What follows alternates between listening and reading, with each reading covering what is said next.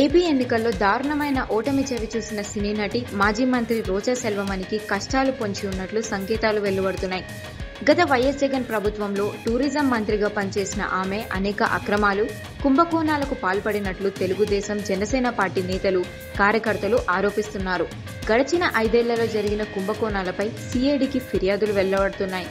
ఈ క్రమంలో ఆమెపై సీఐడీ విచారణకు ఆదేశించేందుకు రంగం సిద్ధం చేస్తున్నట్లు సమాచారం.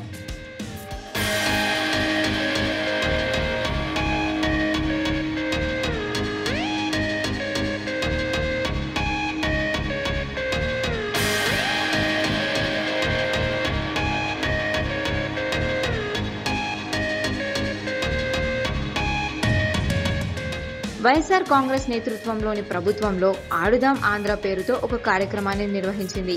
యువతను ఆకర్షించేందుకు పెద్ద ఎత్తున ఈ కార్యక్రమానికి నిధులు కేటాయించారు. అయితే ఈ నిధులు భారీగా దారి మళ్లాయనే ఆరోపణలు ఎన్నికల ముందే ప్రతిపక్షం ఆరోపించింది.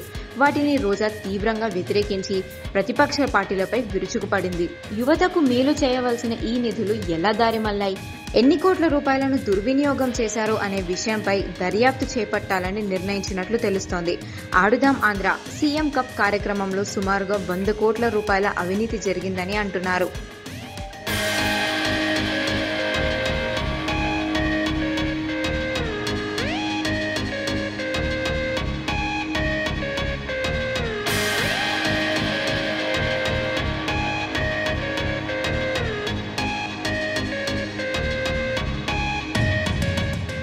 ఈ క్రమంలో రాష్ట్ర ఆత్యపాత్య సంఘం సీఈఓ ప్రసాద్ సీఐడీకి ఫిర్యాదు చేశారు.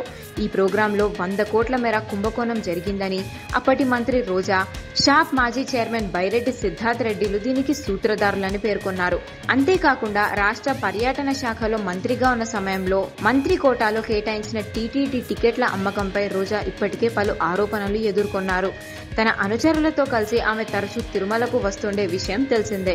ప్రత్యేక దర్శనం టికెట్ల పేరుతో ఆమె డబ్బు సంపాదిస్తున్నారని ప్రతిపక్షాలు విమర్శించాయి. ఈ ఆరోపణలపై రోజా ఎలాంటి సమాధానమిస్తారో చూడాలి.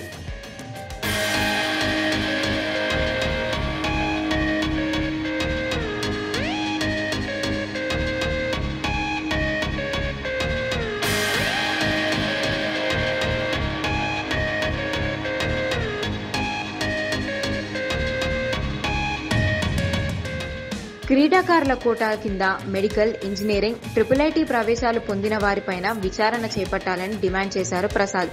కార్యక్రమానికి సంబంధించి పేపర్స్ ను సీజ్ చేయాలని కోరారు. అలాగే శాప్ మాజీ చైర్మన్ బైరెడ్డి సిద్ధార్థ్ రెడ్డి స్పందించారు. తాము ఎలాంటి కేసుకు భయపడేది లేదని చెప్పారు. సీఐడీకి కాకుంటే సీబీఐకి ఫిర్యాదు చేసుకోవాలని సవాల్ విసిరారు. ఎలాంటి విచారణకైనా తాను సిద్ధమేనని వెల్లడించారు.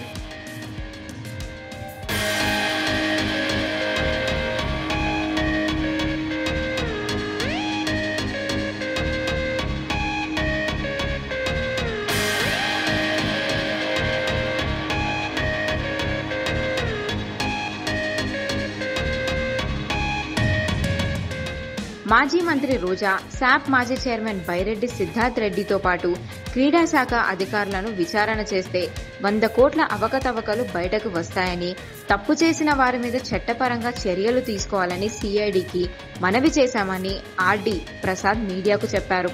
అయితే ఈ విషయంపై మాజీ మంత్రి, వైసీపీ నాయకురాలు రోజా ఎలా స్పందిస్తారో వేచి చూడాలి.